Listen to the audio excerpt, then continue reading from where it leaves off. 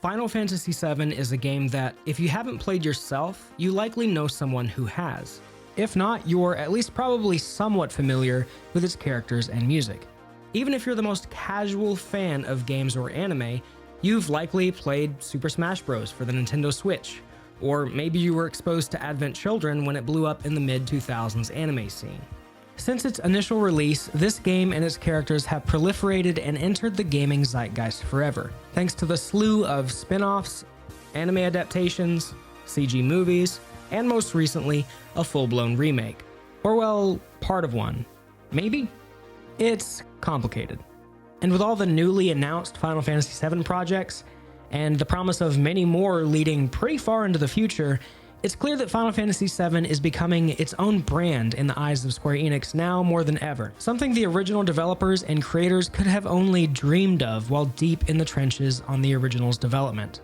But how did we get to this point? What made Final Fantasy VII such a big deal? And how did it have the lasting power to remain relevant almost a quarter of a century after its original release? Today, we're going to hopefully answer those questions and many more as we take an exhaustive look at the story behind Final Fantasy VII's planning, development, marketing, and subsequent global release and success. How it took the Final Fantasy series to new heights and the JRPG genre as a whole into the mainstream. I'm Virgil for JRPG Central, and this is how Final Fantasy VII took over the world.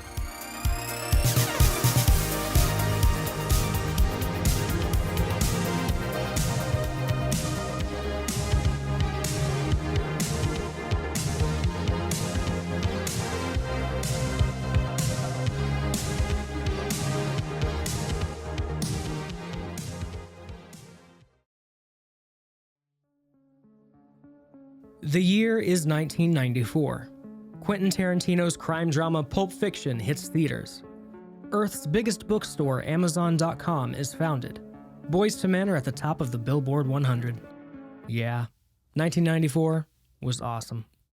It was also the year Final Fantasy VI wrapped up production and released in Japan and North America to critical acclaim. Naturally, this would be the same year that planning for the next installment in the series would begin. By this point, the Final Fantasy series had been a breakout success for Japanese game developer Square, first saving the company from impending bankruptcy in 1987, before going on to become a well-established success in Japan 5 entries later. That's why, by 1994, creator and father of the series Hironobu Sakaguchi had earned an almost mythic status at Square, starting as a part-time programmer in 1983 before eventually being promoted to executive vice president of the company in 1991. However, even with this movement up the corporate ladder, Sakaguchi would remain heavily involved in the series he created. Previously, he had served as the sole director for every Final Fantasy game up to Final Fantasy VI, where he stepped back into a producer role.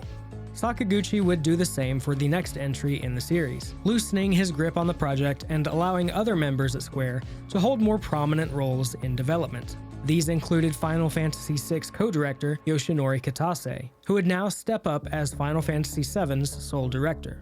Kitase was a rather fresh face, having graduated from the Nihon University College of Art just 4 years prior in 1990, before joining Square a year later. Previously, he had worked at an animation studio where he wore multiple hats, from project manager to animation cell colorist, though any form of game development was notably absent from his resume.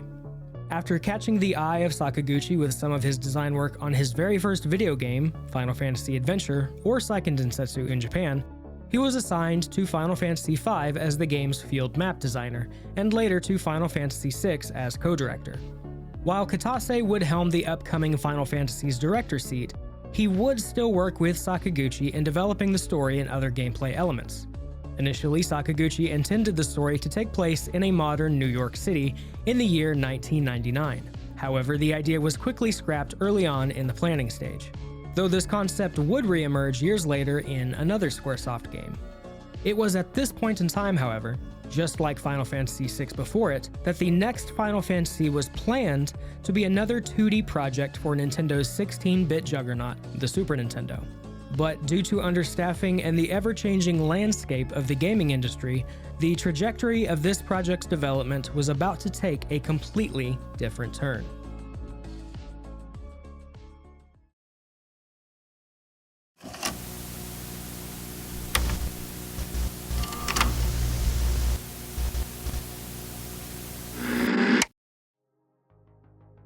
While a small team of approximately 20 developers, programmers, and designers were in the early stages of developing the 2D Final Fantasy VII prototype, other members of staff at Square were hard at work on another project due out that same year. A high-profile collaboration spearheaded by what would be dubbed the Dream Team internally and later publicly. This team consisted of Final Fantasy series director, designer, and creator Hironobu Sakaguchi, Dragon Quest writer, designer, and creator Yuji Horii, and famed mangaka and creator of Dragon Ball, Akira Toriyama. Their game, an incredibly ambitious time-traveling RPG for the Super Nintendo, dubbed Chrono Trigger. While Chrono Trigger was conceived in 1992, development wouldn't begin until early 1993. By 1994, the project was needing extra help to get it across the finish line and hit their goal of a 1994 release. As a result, the development of the next Final Fantasy was temporarily put on hold so that more members of staff could help with the development of Chrono Trigger. Even with this extra help, however, the game would still miss its goal of a 1994 release, releasing in 1995. Though I think it's safe to say it was well worth the extra development time. Once development of Chrono Trigger was complete, the team resumed discussions on Final Fantasy VII. But even after just a year delay, this put the team in a somewhat awkward position. Continuing development on the Super Nintendo would be the safest option. Square had a deep history with Nintendo and, by this point, the team had mastered 2D hardware. With games like Chrono Trigger, Final Fantasy VI, and Seiken Densetsu 3, all reaching the pinnacle of what Nintendo's 16-bit hardware was capable of. However, looming on the horizon, the next generation of gaming was imminent. Unbeknownst to anyone at the time, the forthcoming generation would prove not only to be the biggest paradigm shift the games industry had seen, but an equally important shift for the Final Fantasy series and Square as a company. So it was at this point that Square began looking into the possibility of taking the Final Fantasy series into the uncharted world of 3D graphics. As it was with most, if not all, video game companies in 1995, developing a game in 3D was not something that came naturally. None of Square's staff had been trained in, nor had any experience with 3D graphics. Rather than possibly jump headfirst into their first 3D game, Square opted to conduct a bit of experimental research first. The experiment? A fully 3D tech demo using characters and music from one of their most recent hits.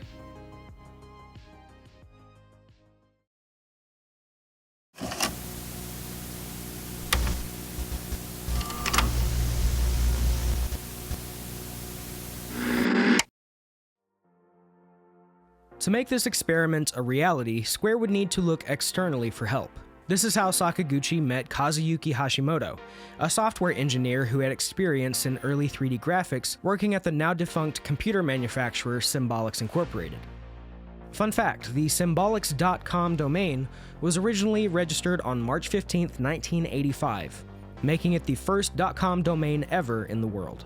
At Symbolics, Kaz worked in the graphics division, where he helped produce 3D animation graphics for things like TV commercials and news intro logos.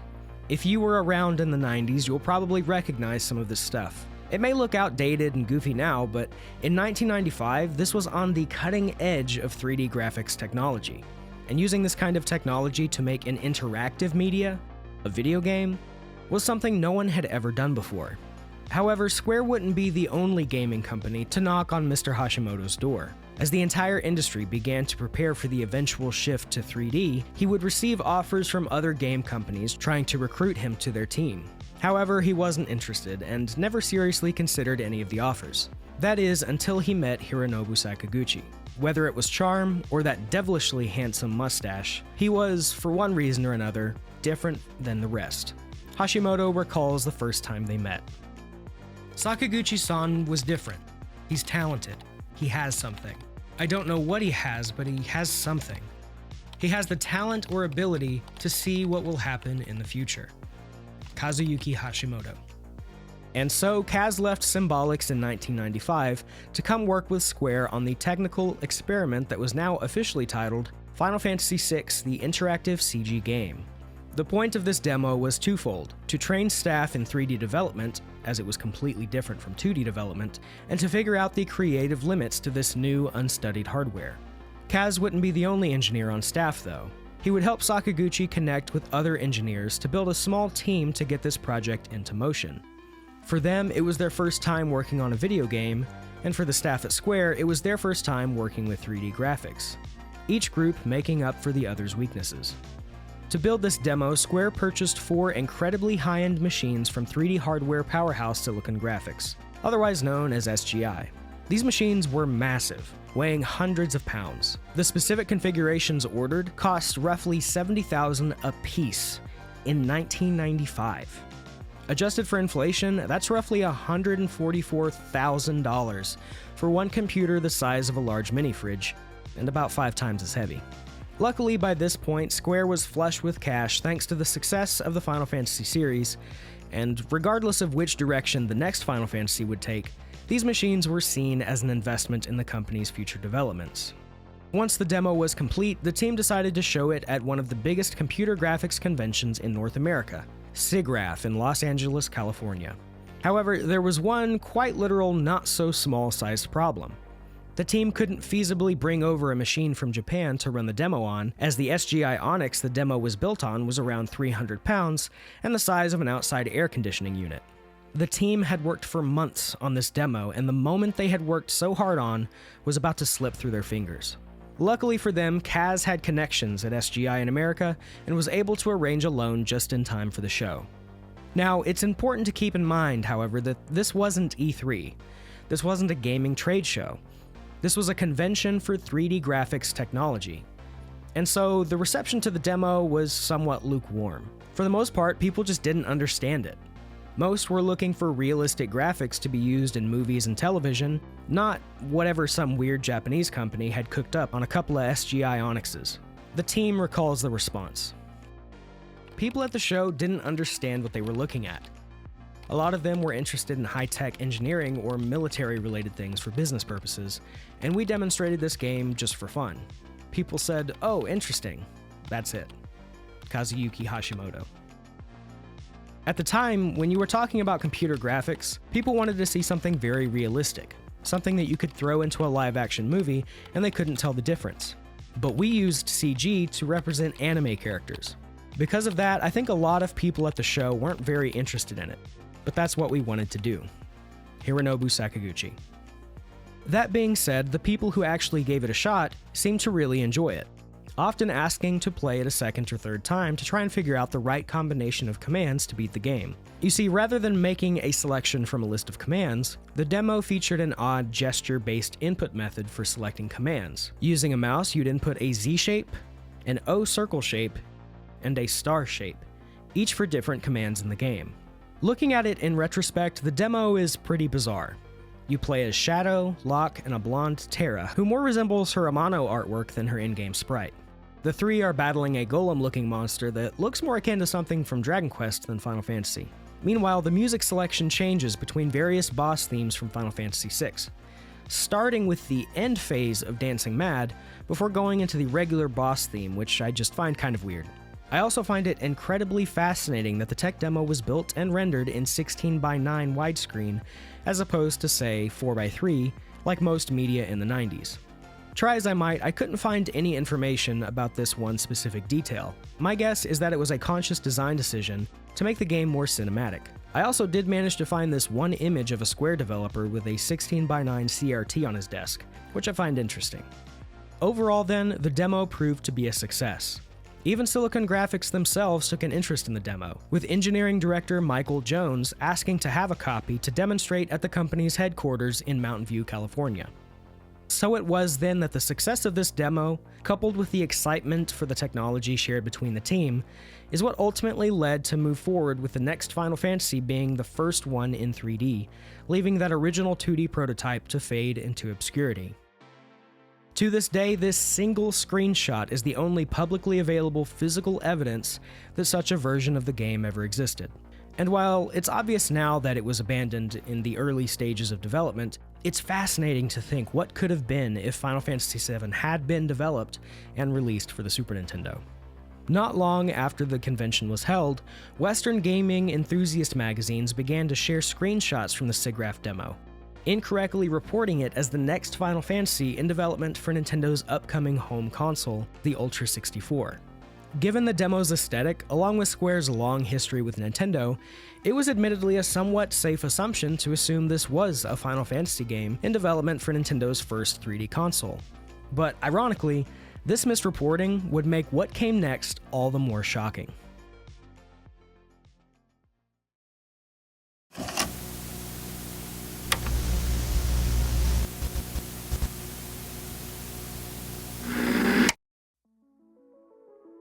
By the latter half of 1995, Square had released over 25 games over the course of 8 years across Nintendo's NES, Super NES, and Game Boy systems. The two companies had an incredibly close working relationship, with Square basically acting as a second-party developer for Nintendo.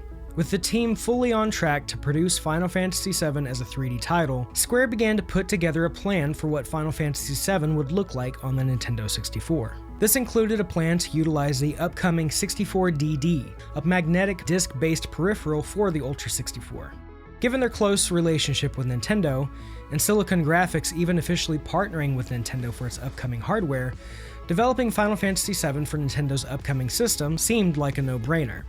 Almost immediately, however, the team began to run into issues during the early stages of testing for Nintendo's hardware. The hardware limitations, both in terms of storage capacity as well as raw horsepower, quickly became problematic. The team wanted to include lengthy cutscenes and large amounts of content in the game, and fitting this on Nintendo's proprietary cartridge-based storage would be incredibly difficult, if even possible. The aforementioned 64DD hardware expansion was still in the early stages of development and wouldn't be ready anytime soon. And in fact, the 64DD would end up being delayed for 4 years, not releasing until the fall of 1999, and went on to be a critical and commercial failure, never releasing outside of Japan. Around this time, Sony had just released their own home console in the Sony PlayStation. Entering a new market for the first time is never easy, and the video game market was no exception. Looking for companies to work with to help bolster the new hardware, Sony approached Square, asking if they'd be interested in developing for their own home console. Leaders from Square were hesitant, stating that they primarily made games for Nintendo. Sony understood, but remained open to work with them if they changed their mind. Meanwhile, by this point, Nintendo and Sony had their own fair share of history. Back in 1988, the two companies had entered a partnership to produce a CD-ROM add-on for the Super Nintendo. It would be compatible with all previous SNES titles, as well as titles released for what was dubbed the Super Disc format. However, Nintendo president Hiroshi Yamauchi became unhappy with the contract, as it gave Sony more control over licensing than he thought was warranted. Fast forward to June of 1991 at the Consumer Electronics Show, otherwise known as CES. Sony officially announces their SNES-compatible CD console, the PlayStation. The next day, when it was Nintendo's turn to take the stage, they announced their partnership with Philips, Sony's greatest rival in the consumer electronics space, to the surprise of everyone in attendance, Sony included. After considering Sony's offer, Square's programmers started comparing benchmarks between the Nintendo 64 and a prototype of Sony's PlayStation. The results were staggering. Character programmer Hiroshi Kawai was tasked with running some of these benchmarks and recalls the stark difference. We'd be running parallel comparisons between the PlayStation, where you would have a bunch of 2D sprites bouncing off the screen, and you would see how many polygons you could get within a 60th of a second. And even without any kind of texturing or any kind of lighting, it was less than 50% of what you would be able to get out of the PlayStation. There was no way you'd be able to get anything close to what Final Fantasy VII was doing on PlayStation on the 64 at that time. Hiroshi Kawai. After seeing the results, Sakaguchi knew that to fully realize his vision for Final Fantasy VII, the team would have to develop the game for Sony's PlayStation, or at the very least, a more powerful disc-based gaming system. In interviews from around this time, Sakaguchi states that the team looked into other machines such as the Sega Saturn, but how serious these considerations really were remains a mystery. Ultimately, the team made their pitch to the president and founder of Square, Masafumi Miyamoto, to move development from Nintendo to Sony. For Masafumi, it would come down to whether or not it made business sense. Sakaguchi insisted that this shift would be necessary to make the game something truly special, that the game he wanted to make simply would not be possible on the Nintendo 64. Not only did Miyamoto approve of the idea, he encouraged the team and told them to do as they saw fit. And so, early the next year, on January 12, 1996, Square publicly announced that they would be developing and releasing Final Fantasy VII for the Sony PlayStation. This announcement sent shockwaves throughout the video game industry. To many gamers at the time, Square and Nintendo were inseparable, whereas Sony still had a lot to prove in the gaming landscape. And yet their generous publishing offerings, along with the cheap cost of CD-ROMs and their improved data capacity, eventually caused many other developers to jump ship to the PlayStation. Square was just one of the biggest. While the Nintendo 64 would go on to be a success, it would be largely on the shoulders of Nintendo's first-party offerings, and for many years Nintendo would never see the level of high-quality third-party support they had seen with the Nintendo and Super Nintendo. Personal accounts on Nintendo's reaction to Square's decision vary depending on who you ask. Hironobu Sakaguchi insists everything was cordial, while other team members have suggested that wasn't the case. When we made our decision, the president of Square, our lead programmer, and I went to a meeting with Nintendo president Yamauchi-san. And Yamauchi-san welcomed us with a very expensive bento meal and beer, and gave us a very nice welcome, and basically patted us on the back to say, "I wish you the best, no bitter feelings or anything. Hironobu Sakaguchi." But character programmer Hiroshi Kawai had heard differently. Quote, "I think Sakaguchi is just trying to be politically correct with that one. What I heard was Nintendo said, 'If you're leaving us, never come back.'" Hiroshi Kawai. A stark contrast, to say the least. Then again, Yamauchi was known to hold a grudge, and he did have this incredible quote 3 years later, in 1999. Quote, "People who play RPGs are depressed gamers who like to sit alone in their dark rooms and play slow games." Hiroshi Yamauchi. Clearly, there were no hard feelings.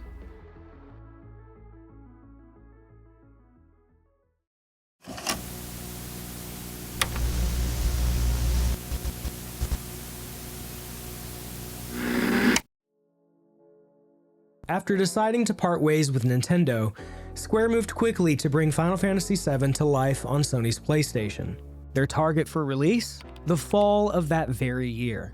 This left the team with an extraordinarily short amount of time to develop the game, and while games were developed much more quickly during this time compared to the bloated dev cycles that we have today, that was really only true for the prior 2D generations.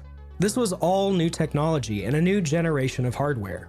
Turning around something so ambitious this quickly would prove to be a daunting yet incredibly rewarding challenge for the team to overcome. And it's a development period that many at Square would go on to say has never been replicated.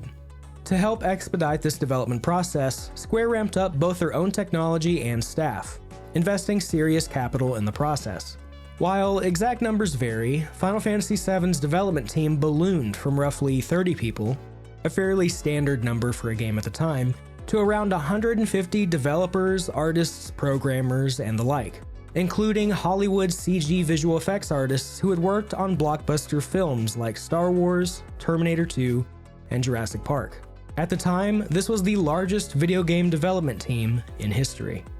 Back in August of the previous year, Square had formed a new North American studio in Los Angeles, California, aptly named Square LA. Between December of '95 and March of '96, they would publish ads in popular gaming magazines looking for talented people to join the newly formed studio, of which Sakaguchi was appointed president. Note that this studio is different from Square's other, much more well-known North American subsidiary, Squaresoft, whose headquarters were located in Redmond, Washington. Squaresoft's primary function up to this point, apart from being Square's outward-facing brand in the States, had been localizing and distributing Square of Japan's titles to the North American audience, though they would eventually develop their own original games for the company, like Secret of Evermore. Square LA, on the other hand, later rebranding as Square USA, would work hand in hand with Square of Japan in the development of new titles. Their primary focus for Final Fantasy VII would be creating the game's pre-rendered backgrounds. When it came to the technology used, Square unsurprisingly spared no expense, as the company had had a long-running obsession with technology by this point. Their philosophy was if they were going to do something, they were going to do it the best, better than anyone else, and their commitment to Final Fantasy VII's development was a true testament to that philosophy. Here's a quote from production manager Shinichiro Kajitani. Square was always of the mind that it would be best to commit 100% to just one thing. So where, for example, Sega would buy a $10,000 machine, Square would buy a $100,000 machine. Then when we'd go out to recruit designers and programmers, they would say, well, we'd rather work with the $100,000 machine. Shinichiro Kajitani. And so they did. Square purchased over 200 SGI Indigo 2 workstations for use on the development of Final Fantasy VII. Luckily, the Indigo 2 was a much more compact machine than the Onyx that the SIGGRAPH demo was built on, with these being able to easily fit on a desk under a monitor. What was not at all smaller than those machines were the Onyx and Challenge servers that were also purchased during this time. These obelisks were the size of full-sized refrigerators and cost $1.5 million just for the two of them. In total, Square spent approximately $21 million on the development hardware and software alone for Final Fantasy VII. For many on the team, this financial backing made all the difference, giving them the tools they needed to outpace many of their contemporaries working in early 3D game development. Thanks to the unprecedented support from Square, the team was able to focus on quality and scale rather than constantly worrying about working within a budget. With work on Final Fantasy VII properly underway, it was time to shape the scope of the game and the tone of its world. While Final Fantasy VI was a light departure from the medieval setting the series had become known for, with its industrial steampunk-inspired towns, Final Fantasy VII would completely abandon the worlds of castles and knights for the postmodern, gritty, cyberpunk-influenced city of Midgar. A dark, dystopian metropolis separated by two halves. Above, the higher class and well-off would live and flourish, while below, the poor and less fortunate lived in slums, with harsh lights taking the place of the natural sunlight they were missing, literally living in the shadows of the well-off. This city would serve as the opening hours of the adventure, getting the player familiar with the game world and its inhabitants, while establishing the game's core theme as well as the narrative's main conflict. You begin the game taking control of a young man by the name of Cloud Strife, former soldier first class gone rogue against the mega corporation in control of Midgar, known as Shinra. You team up with Avalanche, an insurgent group of eco-terrorists looking to save the planet from Shinra, which is bleeding it dry of its natural life force known as the Lifestream. Eventually, you're forced to leave Midgar and set out on your quest to save the planet and uncover the truth of your past. The story is full of twists and turns and touches on themes of identity, self-discovery, loss, and fate. It's a more mature story than the series had ever seen, and is yet another generational leap that Final Fantasy VII would represent. However, despite the enormous shift in setting and the huge leap in visual and audio fidelity, Final Fantasy VII's overall structure would remain familiar to fans of the series. Over the course of the game, you would visit towns, speak with NPCs, and encounter enemies randomly in the now fully 3D world map, even beginning with the same zoom-in effect that had become a hallmark of the series' battle scenes. Once in battle, however, the differences between it and its predecessors become immediately apparent.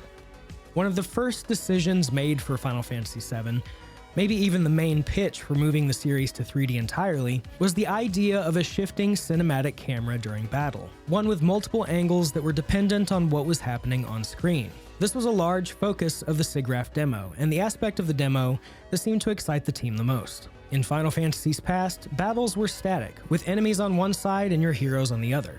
Battles in Final Fantasy VII would begin with a sweeping camera pan into the battlefield as your party appears on screen. Then, depending on what sort of command you or your enemy would execute, the camera would shift accordingly, giving battles a totally different, dynamic look and feel. This was something simply not possible on previous hardware, and brought a newfound sense of cinematography to the series. But this wouldn't be the only way the team would evoke film in the game, as I'll discuss later. The biggest mechanical change to the combat would come in the form of the materia system, which was also one of the game's earliest concepts. Pitched by Sakaguchi himself, this system was at the core of Final Fantasy VII's gameplay. Unlike previous entries where characters had dedicated roles like the classic tabletop RPGs that inspired them, the materia system allowed you to customize each character's spells and abilities to your liking on the fly. Each character could play completely differently or entirely the same. The decision was left up to the player, which not only added a fresh new element to Final Fantasy's gameplay, but also made the game far more accessible to newcomers. Materia could also be used to augment a character's weapons and equipment, giving it even more value. Materia would also serve as a large plot point in the game's narrative. Another way the team wanted to inject a certain air of cinema into the project was to ensure that the computer-generated full-motion videos, or FMVs, would transition to and from gameplay seamlessly, with no loading or obvious signs of a cut between the two. The latter was incredibly crucial to the team, as any crack in the illusion could break the player's immersion into the game world. For their time, these scenes were truly a marvel to behold. And while more modern versions of the game you'd play today make the cuts between the two a lot more obvious, at the time, displayed on a proper CRT, the cuts were completely indistinguishable. The FMV scenes were yet another example of something that simply would not have been possible on the Nintendo 64, and are a large part of why the development team shifted to the PlayStation in the first place. Of course, looking at it now, it's funny to think anyone could compare visuals so rudimentary to film. But you've got to keep in mind that this period was the first time that real-time graphics could even begin to resemble something you could describe as cinematic in the traditional sense. The team was so incredibly excited by the technology and its capabilities that they wanted it to feel as close to a film as possible. This interview from just before the game's launch makes a point to drive home that comparison. いわゆる映画的な表現というのができるようになったんだ。将来例えば映画と競合するようになった時に、やっぱ負けたくないなと。映画的なアングルが実際のゲームの中でできるようになったっていうのが、その 3D の描画できるマシンに移行して一番良かったですね。映画が1時間から2時間ぐらいですけども、見ていて非常にのめり込みますから、その時の感覚っていうのはゲームにのめり込む感覚とは確かに違うんですけども、もしかしたら映画にのめり込む感覚がインタラクティブになることで、さらにね、もっと本当に映像に同化してしまうっていうか、そういった方向はあると信じてますんでね、それを目指したいんですけども、僕にとってはやはり昔から映像重視、音重視だと思ってますから、映画との融合というよりは映画を超えたいという気持ちが強いですけども。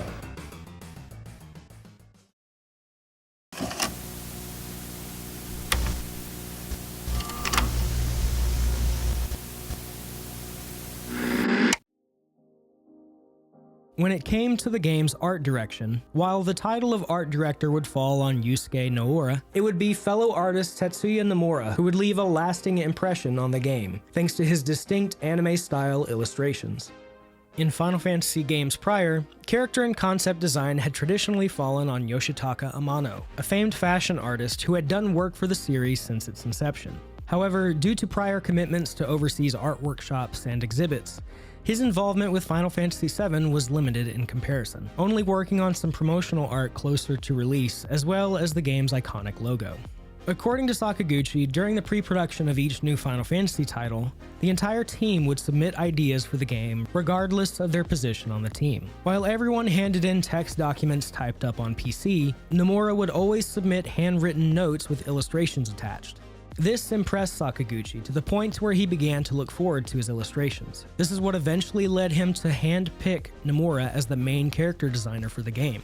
Prior to this, Nomura's credits were of a debugger for Final Fantasy IV, monster designer on Final Fantasy V, and graphic director on Final Fantasy VI. Main character designer would be a big step up from his previous positions and would prove to be a watershed moment in Nomura's career. At the time he was brought on, the main scenario for Final Fantasy VII had not yet been completed, and thanks to the respect Sakaguchi and Kitase had for him, he was able to openly present his own ideas and input, helping to shape not only the characters of Final Fantasy VII, but its overall narrative and design alongside Sakaguchi and Kitase. One of the very first characters Nomura would design for the game would be Cloud.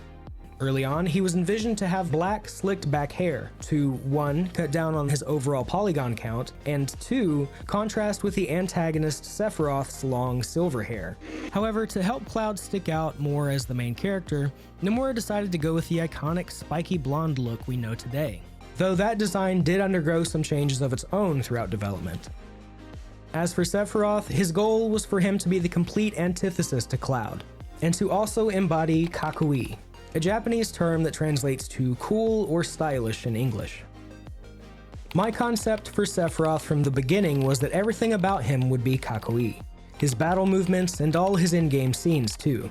My image of the relationship between Cloud and Sephiroth was that of Musashi Miyamoto and Sasaki Kojiro, and I had them in mind when I designed their appearance as well as their swords. Of course, Cloud is Musashi and Sephiroth is Kojiro. Tetsuya Nomura. The rivalry between Musashi Miyamoto and Sasaki Kojiro is one of the most iconic in samurai history. Though time has romanticized much of their story, their rivalry endures as a classic clash between two master swordsmen with contrasting styles and philosophies. This contrast comes through in Cloud and Sephiroth, with each contrasting the other in more ways than one.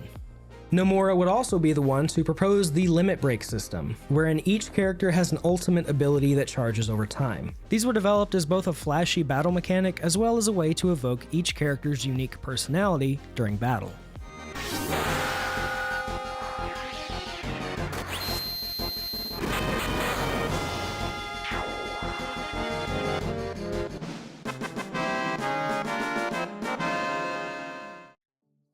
All in all, Tetsuya Nomura's impact on the project can't be understated. His character designs were instantly iconic, and leaned heavily into the anime aesthetic that had just begun to spread across the West like wildfire. Even with hindsight, there was truly no better time to change up the series' art style, and he did so masterfully. When it came to the game's sound, the musical score would be composed, arranged, and produced by series veteran Nobuo Uematsu, who had also served as the sole composer for the 6 previous entries in the series. His work for Square dated back to the company's inception, first working on games like King's Knight and Rad Racer for the NES, before meeting Sakaguchi and composing the score for the very first Final Fantasy in 1987. Fast forward to 1996, and in just shy of a decade, the technological advances and capabilities of the CD-ROM format would allow Uematsu to compose music he could have only dreamed of creating before. Just as it was for many on the team during this time, this was a significant period of creativity and challenge for Uematsu. Originally, he saw this expansion of storage as an opportunity to implement tracks with vocals and singers. However, doing so would have increased load times, and so he decided against it. Instead, Uematsu would opt to use the PlayStation's internal sound chip in a similar fashion to the way he had used the Super Nintendo's chip before it. However, with the PlayStation, he would have access to a full 24 channels of audio to work with, compared to the Super Nintendo's measly 8. In essence, this gave Uematsu more than double the amount of available inputs for instruments or samples. The game would still be the first game in the series to use digitized voice samples, thanks to their use in the game's final boss theme, One Winged Angel, for which Uematsu would take a different approach to composing entirely. With this track, Uematsu wanted to outdo his previous work on Final Fantasy VI, whose final boss theme took the form of an incredible multi-layered 18-minute long epic. Topping a track like that would be no easy task. Uematsu has said that he wanted to create something that would sound like 60s or 70s rock performed by a full orchestra, and for the piece to have the same destructive impact as rock music. To come up with something truly unique, Uematsu would take a gamble and mix his clearly proven composition style, composing this song piece by piece rather than in sequence. He recalls the process. It felt too boring to start the piece with an introduction, followed by melody A, melody B, a chorus, and an ending, like most songs. I wanted to make something different structurally. So without any preconceptions about how the song would turn out, I wrote down 2 to 4 measures of music that popped into my head every day until I got about 20 to 30 different measures. Then I took those different pieces and rearranged them to fit together. That process of placing these various 2 to 4 measure pieces of music is how I composed One Winged Angel. That was a totally new approach for me. This was the only time I ever used that approach. It was almost like a gamble. It could have turned out great, or it could have turned out horribly. Nobuo Uematsu. This gamble would pay off big time, as not only would One Winged Angel become the most iconic track from Final Fantasy VII, it would later go on to become one of the most recognizable tracks from the entire series. Today, at Square Enix's Final Fantasy Distant Worlds concerts, the song is featured as the encore to almost every single show. When it came to composing the rest of the game, Uematsu also took a different approach to composition, though in a much less extreme sense. In keeping with the team's vision to create a film-like experience, Uematsu sought to score the game like a film as well. His goal was to create melodies that would fit within the game, but that would, at the same time, not overpower what was happening on screen. Sakaguchi also wanted to have no repeating tracks in the game, as with the movies, you rarely heard a melody repeat unless it was the theme of the film. Of course, this goal was somewhat unrealistic, as video games by their very nature are repetitive. And with a game this large, some music was bound to repeat, but the goal was to make each area feel distinct and unique. I think Uematsu's goal of fitting a mood or a vibe really rings true, especially in some of the earlier tracks in the game, which helped to give Midgar its identity.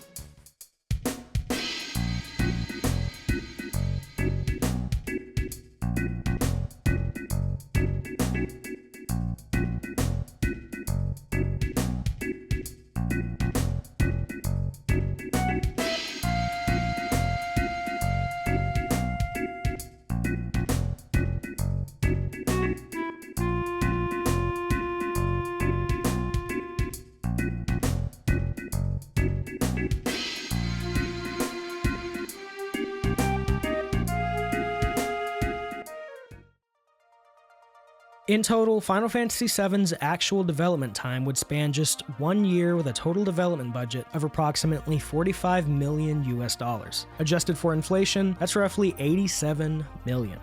While it was certainly a busy and challenging time for the team, one that undoubtedly had its own fair share of crunch, it seems that most were happy to work on the game to the extent that they did, thanks to an unprecedented amount of passion towards the project. After all, it's very rare that you get to be first at something, and the team worked together to do just that, create something that had never been done. A cutting-edge, fully 3D role-playing game with a budget to match that of a blockbuster film. And so, after countless hours of blood, sweat, and tears, as well as a slight delay, Final Fantasy VII was released in Japan on January 31st, 1997 for the PlayStation. Instantly, the game was a huge success in Japan, selling 2 million copies within its first 3 days on the market, and was touted as one of the PlayStation's true killer apps by magazines such as Computing Japan. Really though, the game's success in Japan was practically guaranteed.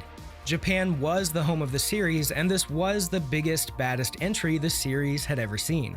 So there was really almost no chance that Final Fantasy VII would be a flop in Japan, especially with all the excitement surrounding the technology at the time. The game's success outside of Japan, however, was far from guaranteed.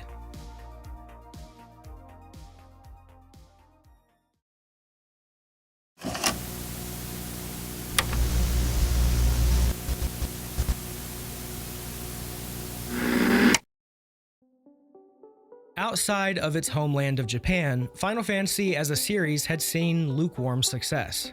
In fact, at this point in time, a whopping 95% of Square's total revenue came exclusively from Japan. While the North American release of the original Final Fantasy actually outsold its Famicom counterpart, mostly due to Nintendo of America themselves publishing the game and heavily promoting it through their in-house magazine, Nintendo Power, every other North American release sold far less than its Japanese counterpart. Still, the series had its diehard fans, and it sold well enough in the States to make a profit. But it was still considered a niche series in America, at least in comparison. This was largely believed to be due to the West's inability to truly appreciate the games for what they were. You see, there was a commonly held belief among Japanese game developers that, frankly, role-playing games were too sophisticated for the Western audience. This perception is partially responsible for the odd, non-sequential release of the series in the West, and what caused the few releases we did receive to be dumbed down and made significantly easier. The shining beacon of this hubristic perception, however, was Final Fantasy Mystic Quest. released in 1992, it was a game designed, developed, and intended specifically for the American audience, with the hope that this would be the breakout game that finally took the series into the mainstream outside of Japan. And well, obviously that didn't happen. Otherwise, this would be a very different video. I won't go into it too deeply here as this video is plenty long as it is, but if you haven't played it, Mystic Quest was a very basic RPG, with a more shallow story and more action-oriented gameplay than Western fans of the series had come to expect. While the game did receive fairly favorable reviews from critics at the time, it ended up selling no better than any other Final Fantasy game had in the West, completely missing the mark Square had set out for it. And for many existing fans of the series, it was seen as a slap in the face and further perpetuated the belief that Japan thought less of the Western gamer. Final Fantasy Mystic Quest would even go on to be released a year later in Japan as Final Fantasy USA, with a little red, white, and blue banner across the top and everything. Ain't that cute? Around this same time, Square was also localizing and releasing several Final Fantasy games for the original Game Boy. This began with the Final Fantasy Legend in 1990, followed by Final Fantasy Adventure and Final Fantasy Legend II in 1991, with the last Game Boy release coming in the form of Final Fantasy Legend III in 1993. Thing is, none of these were actually Final Fantasy games. Instead, they were other RPGs developed by Square of Japan that they simply localized and rebranded under the Final Fantasy name in hopes of cashing in on the initial game's somewhat manufactured success. And while they sold well enough, they were certainly no Pokemon, and they didn't come close to breaking through to that mainstream audience Square had been eyeing. And I know some of you may be thinking, all this talk about America and the North American releases, what about our friends across the pond in Europe? Well, a Final Fantasy game had never been released there, unless you count Mystic Quest, which was released there shortly after the Japanese release under the title Mystic Quest Legend, which, for the record, I don't. So, in a way, when it came time to localize and market Final Fantasy VII, this was really Square's second attempt at capturing the Western audience in a major way. Even with this second chance, it would still be a gamble. What if the Japanese developers were right? What if this game really was too massive and too complex for the average Western mind? A simple standard release alone wouldn't be enough. This launch needed a hook, a story that could sell. And luckily for Square, that's exactly what they would get. Thanks to some creative minds at Sony of America, working hand in hand with one of the most prestigious marketing firms in the world.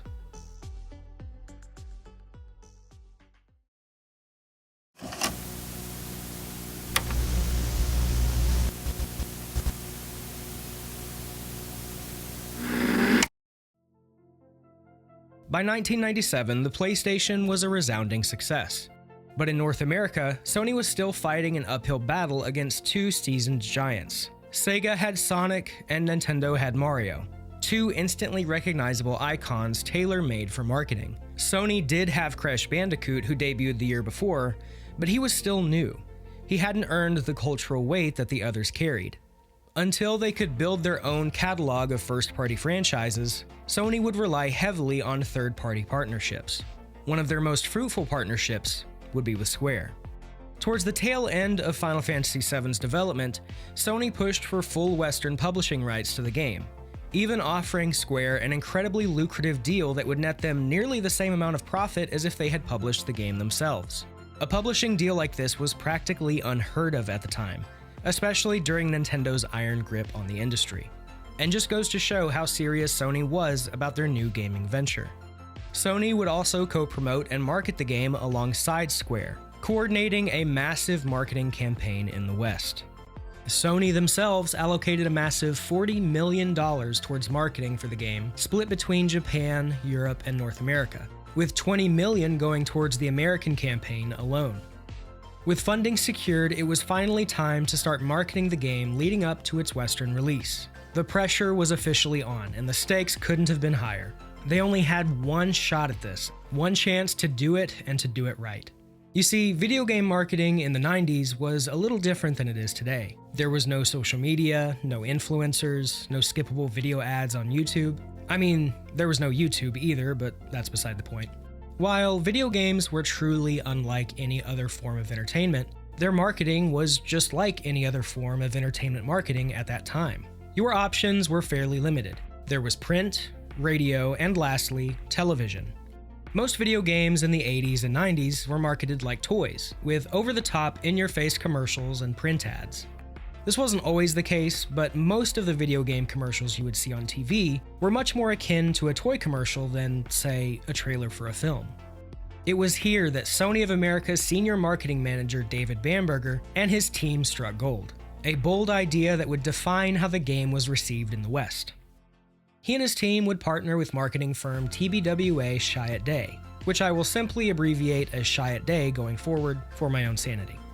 The previous year, Chiat Day had been responsible for the now iconic marketing campaign for Crash Bandicoot, where Crash stood outside of Nintendo of America's actual headquarters and taunted them through a megaphone. Mustache Man, your worst nightmare has arrived. Pack up your stuff. I got a little surprise for you here. Check it out. Prior to this, Chiat Day were probably most famous for their iconic 1984 campaign, which introduced the first Apple Macintosh to the masses.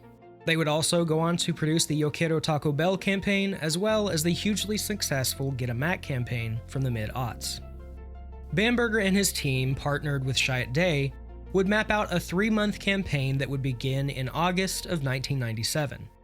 The main focus of the campaign would be to use the game's then stunning movie-like visuals to specifically attract newcomers to the series, as the established RPG fan would likely be interested in the game regardless, as Bamberger noted. The RPG player, we already had them. They would look at this game and of course they'd want to play it. Our balancing act was, how do you celebrate what this is for the RPG fan and, at the same time, attract the mass market to come in and check it out? David Bamberger. The team landed on a multi-pronged approach. First, they would start with the core audience. Magazines like Game Informer and Electronic Gaming Monthly would preview the game and tout its success in Japan, generating hype and excitement among its readers. From there, that excitement would slowly bleed into the more mainstream outlets. Next, they would run full-page print ads in magazines and comic books. These ads went for a less is more approach, each displaying a simple screenshot from one of the game's many FMVs, with minimal one-liners placed above. They were also purposefully formatted in letterboxed widescreen to really sell the comparison of Final Fantasy VII to that of a film. Some of these ads would even play into the ever-growing console wars, and the drama behind Nintendo and Square's breakup. With this ad specifically that depicts the Mako cannon from Junon, with text copy above that reads, "Someone please get the guys who make cartridge games a cigarette and a blindfold." Even the game's North American box art was thought out and purposefully crafted. The Japanese release went with a classy minimalist approach, with a pure white background and the game's logo placed slightly offset from the middle. For the North American release, Bamberger and Chiat Day would keep a similar motif while making something a little more grabbing. Inspiration for the cover would come from promotional materials for Lawrence of Arabia, which was one of Bamberger's favorite films. The background would be soaked in white, with the monolithic headquarters of the game's main antagonistic force, Shinra, towering over the game's protagonist, Cloud, looking up with a determined grip on his already iconic Buster Sword. To Bamberger, the composition gave a sense of the main character heading off on a grand adventure. I felt that the prestige feel of the packaging would help show people that it was high quality. I wanted it to look like a specialized design that had a sense of quality to it. David Bamberger. Finally, the marketing team would partner with companies and retailers to promote the game through certain deals and incentives. For example, if you pre-ordered the game through retailers like Toys R Us, you'd get a special limited edition t-shirt featuring stats and details about the game's protagonist, Cloud. Through Sears, you could get a coupon for $10 off the game and the promotional tee. Through a partnership with Pepsi, you could receive a coupon for $5 off the game by buying a 12 or 24 pack of their soda. You could also mail in with proof of purchase for a now very rare custom Final Fantasy VII branded Pepsi cup. Walk into your local big box retailer and you'd see standees as tall as 5 feet to promote the game and Pepsi. There could likely be even more smaller promotions that I couldn't find any record of, but those may be lost to time at this point. The ultimate culmination of this campaign, however, was a series of TV commercials that would be shown during primetime television, like Saturday Night Live, The Simpsons, and even primetime sports. These would mimic the style of a movie trailer right down to that movie trailer voice guy, boasting of a game unlike anything you've ever played before. The goal was to capture that mainstream audience, and presenting the game in this blockbuster sort of way during some of the most viewed programming in the late 90s was the best way to do it. And it worked. More than 200 animators and programmers. A multi-million-dollar production. Over 2 years in the making. And a cast of thousands. They said it couldn't be done in a major motion picture. They were right. Final Fantasy VII. PlayStation. An evil empire is sucking the life force from the planet, destroying all that's in its path. It's up to one soldier of fortune to save the world. If he succeeds, you survive. If he fails, you can always hit the reset button. Final Fantasy VII. Only on PlayStation. Beyond the edge of reality lies a story of ultimate conquest, a story of war and friendship, a story of a love that can never be, and a hatred that always was. And now, the most anticipated epic adventure of the year will never come to a theater near you. Final Fantasy VII. PlayStation. On September 4th, 1997, 3 days before the game's official launch in North America, demand for the game was so high that thousands of retail outlets nationwide broke the street date and began selling the game early. This caused a nationwide frenzy for the game, unlike anything PlayStation or Square had ever seen in the States. Here are a couple of media quotes from the time of the original release. Gamers have been asking for this game for months. As a result of the pre-sale program we implemented for Final Fantasy VII, where we had tens of thousands of copies on reserve for customers, it hasn't been enough. We've had customers asking us on a daily basis, when is it shipping? Due to this tremendous response, we have pulled out all of the stops to get this product delivered as quickly as possible. It is finally shipped and it is in our stores today. Pete Rothmeyer, Director, Senior Buyer, Video Games, Electronics Boutique. The massive consumer demand that's been placed on Final Fantasy VII has been extraordinary. Our overnight sales have been record-breaking. We foresee that the momentum of the Final Fantasy VII phenomenon will continue through the holiday months. Andrew House, Vice President, Marketing, Sony Computer Entertainment. And so, on September 7th, 1997, Final Fantasy VII would officially be released in North America. In its opening weekend, it would sell roughly 330,000 copies and gross $16.5 million, making Final Fantasy VII the highest-grossing video game ever released at the time, even beating out that weekend's highest-grossing box office blockbuster G.I. Jane by $5 million. By the holiday season, the game would sell a staggering 1 million copies in North America alone. To put this release into perspective, let's look at the numbers. Excluding re-releases or modern ports of any kind, only looking at original release sales from the time, using the best resources I can find, let's compare. Starting with the first release, Final Fantasy for the NES, it sold approximately 700,000 units. A respectable number, no doubt, but due again largely in part to that marketing campaign by Nintendo. Final Fantasy II or IV on the Super NES would sell just short of half that at 340,000 units. Final Fantasy III or VI on the Super NES would prove more successful than its predecessor, selling 450,000 units, while still failing to come close to the original game's success 4 years prior.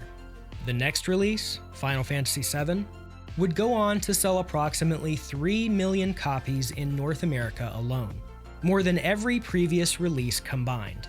And that's not even counting the almost 2 million copies it would also sell in Europe. At long last, Final Fantasy and the JRPG had finally broken through and taken the Western world by storm.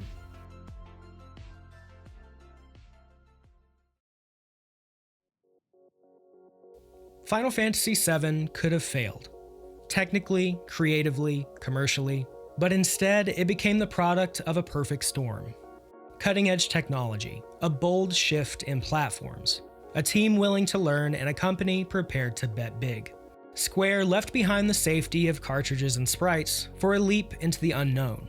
Full motion video, 3D graphics, CD-ROM storage, and a cinematic approach to storytelling and gameplay. Sony, eager to prove the PlayStation's potential, gave them the stage. And when the time came, Square delivered a game that would define the era. What followed was more than worldwide success. It was a shift in perception. Final Fantasy VII showed the world that video games could be emotionally resonant, globally marketable, and artistically ambitious. It set a new standard, not just for RPGs, but for what video games could mean. Today, its influence is seen everywhere, in movies, in TV, and all throughout popular culture. While it may sound cliché to say that it made Japanese role-playing games mainstream, or that Final Fantasy VII put the Final Fantasy series on the map, the truth is, it did both of those things and so much more.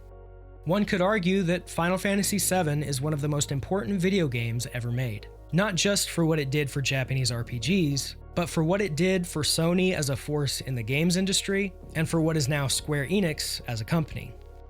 It cemented Square as the king of the RPG genre, and earned Sony and Square an army of fans across the globe, many of whom still remain so to this day, over a quarter of a century later.